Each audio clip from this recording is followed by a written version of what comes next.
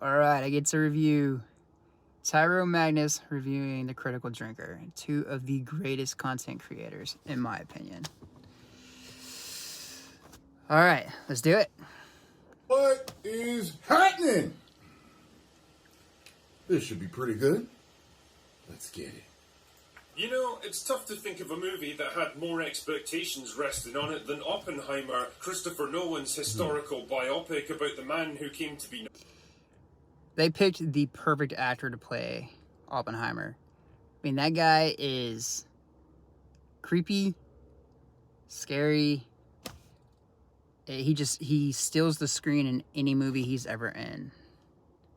Known as the father of the atomic bomb. Damn, that's a boss name if ever I've heard one. In a summer movie season where the term flopbuster was officially coined and the utter dregs of human civilization somehow got condensed into movie form, I think it's fair to say that most of us were feeling pretty starved of quality cinema. But there was one beacon of hope still shining on the horizon. A chance for smarter, more patient and intellectually challenging films to reassert themselves on general audiences. A chance for Christopher Nolan to restore his reputation as a top-level filmmaker after the disappointing mess of Tenet. But does it actually accomplish?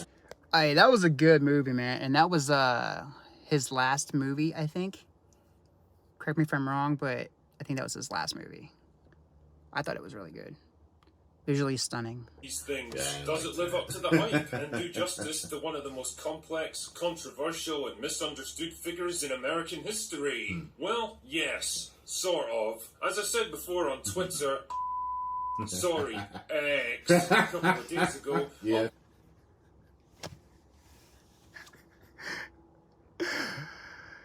Oh, Elon. Oppenheimer may be the most Christopher Nolan of all the Christopher Nolan movies, exemplifying all of his greatest strengths as a filmmaker. A complex, detailed, multi-layered story told Although, I could have gone for the Doge.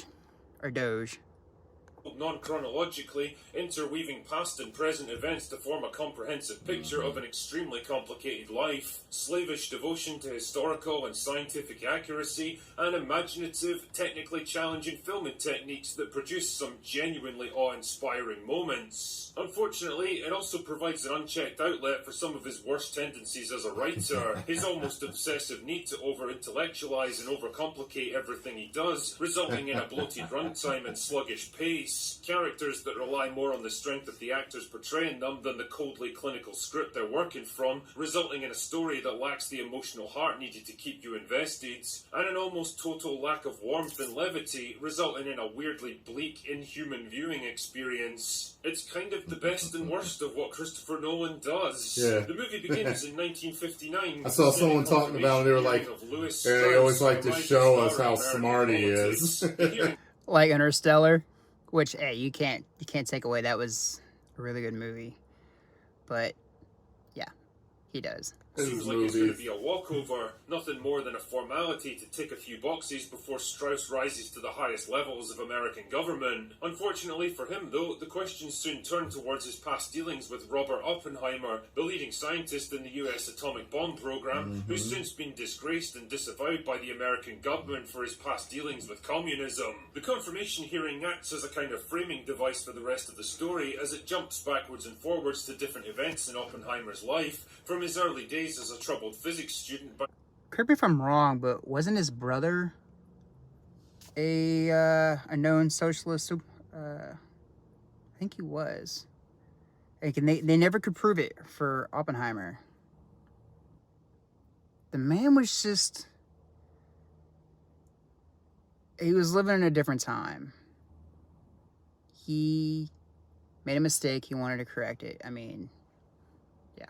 around different universities, to his vague dabbling in communism and his messy personal life, and his eventual recruitment into the Manhattan Project in a race against time to and I need to see him naked either. Culminating in the successful Trinity detonation and the dropping of the atomic bombs on Japan. This is without doubt the strongest section Or of the Black movie. Widow's sister. It's tense, tightly paced, brilliantly written, and driven by compelling performances by all of the lead actors. The Trinity detonation itself was one of the most terrifyingly beautiful and perfectly filmed sequences I've ever seen in a movie theatre, and Oppenheimer's reaction to the use of his creation on innocent civilians is captured with chilling intensity. Honestly, you could have ended the movie right there, and I probably would have walked away a very happy man. Yeah. Unfortunately, Christopher Nolan has other ideas, Yep. and we're treated to a whole extra hour documenting Oppenheimer's subsequent fall from grace, mostly centered around tedious and repetitive interrogations, dusty Is there a single Nolan movie that is under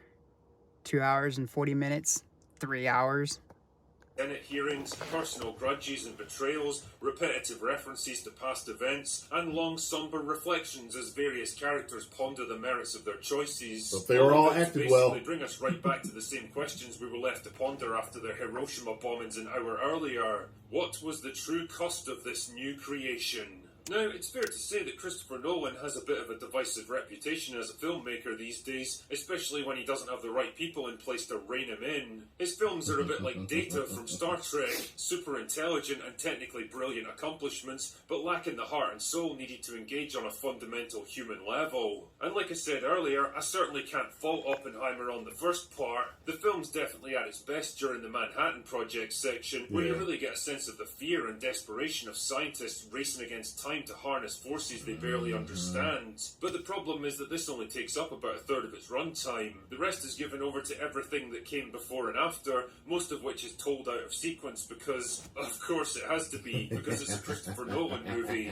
The thing You know, you probably could have done this in a 8-part Netflix series.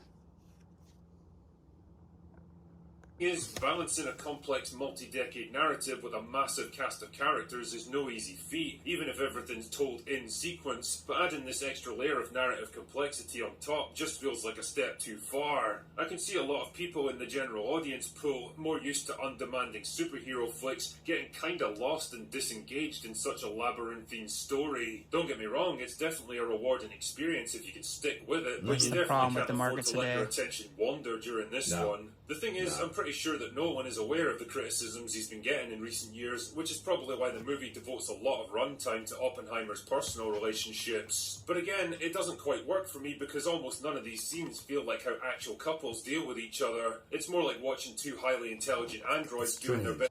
Shocking. Hollywood doesn't show how real relationships work. What?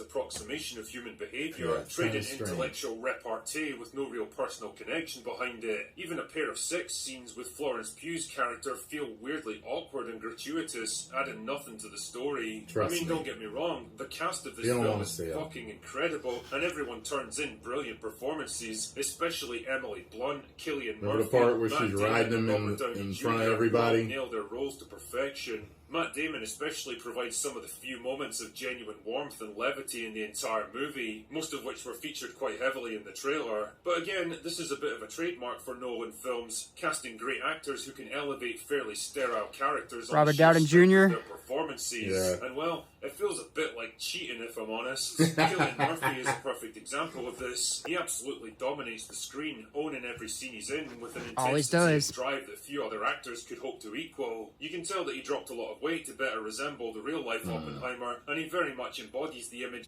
Yeah, did you see his diet and what he went through to lose all that? Whew. It's dedication.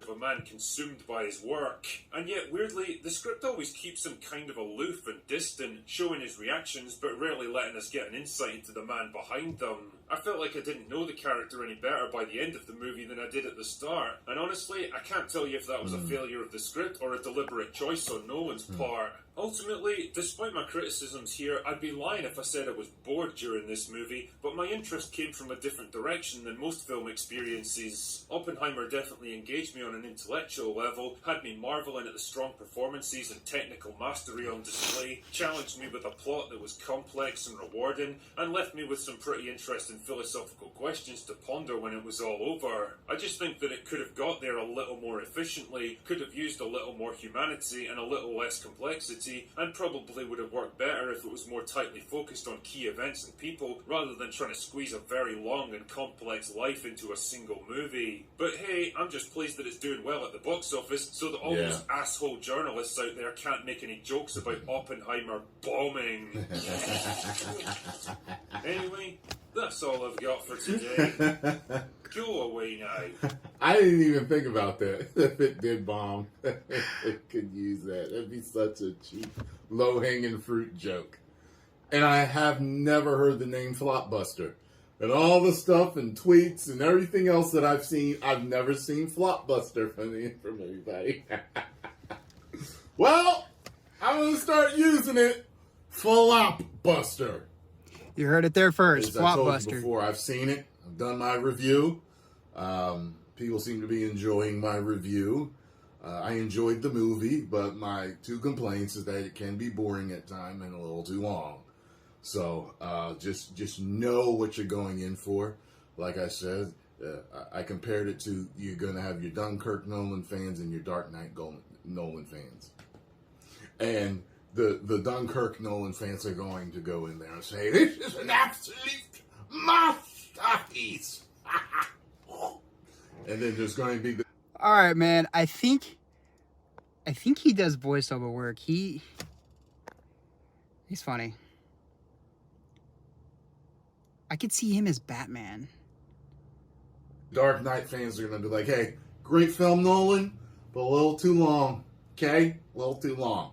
So, prepare yourself for the length, the runtime, and naked Oppenheimer, or Oppenheimer, however you like to pronounce it, and the little Black Widow. Post comments down below. Let me know what you all think. Get over and subscribe to the Critical Drinker. I watch him. You should check him out too. It's pretty funny and he knows his stuff. 10 million subscribers. Yeah, get over to the Critical Drinker. The guy's an author. Just a pure genius. And I don't know how he comes up with that stuff. Subscribe to Tyrone Magnus, a genius in his own right. Funny as hell.